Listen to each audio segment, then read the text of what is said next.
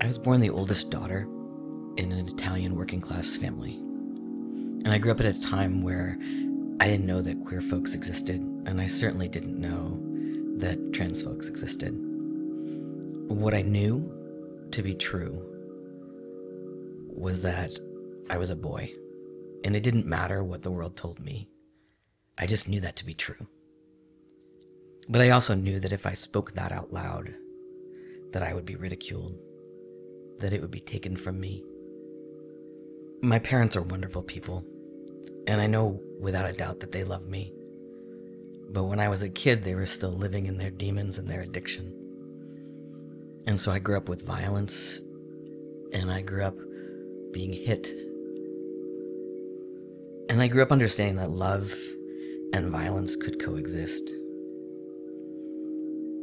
And it wasn't long before the world started to tell me out loud that I didn't have a right to exist, that what I knew about myself couldn't possibly be true. It happened at 16 when I went to see a priest because I was struggling with my gender and my sexuality. And I told him that I didn't know if I could survive if God didn't love me and if I would go to hell. And he looked at me with a pained expression and told me that he couldn't tell me that I would be okay. He couldn't tell me that God would love someone like me. And for the psychiatrist, when I was locked up after a suicide attempt, who told me when I said that I really thought I was a boy, who told me that of course I'd want to be a boy, who wouldn't? And so I stopped talking.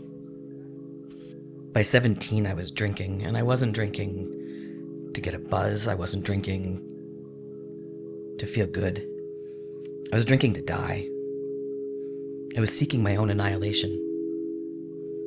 And so it's no wonder when I found myself in an abusive relationship with someone with HIV that I couldn't see myself in a future. So I chose whatever was going to get me through the day, whatever was going to keep peace, whatever was not going to get me hit. So when I started to have symptoms and I showed up to get tested, I was told I couldn't possibly have HIV, that people like me, we didn't get HIV. And so I had to fight to get tested. And when the test came back positive, I was told I must have lied. By the age of 35 in 2002, I had 33 T cells and a viral load that was off the charts. I wasn't going to make it to 40. And so I decided for once that I was going to stand up and live in my authenticity. And then I would be damned if I was going to die a girl. And so I chose to transition because I didn't think I'd be here for the consequences. But lo and behold, as the months went by, and I started to look more like a boy and then more like a man, I started to like myself. I suddenly felt like I could live in a world and grow to be an old man. So I started to fight. I found medications that worked, and my health got better. But still, 21 years later, living with AIDS isn't easy. Being a trans man with AIDS isn't easy. The world still tells me that I shouldn't exist. But I'm still here. And for as long as I'm here, I get to spend my days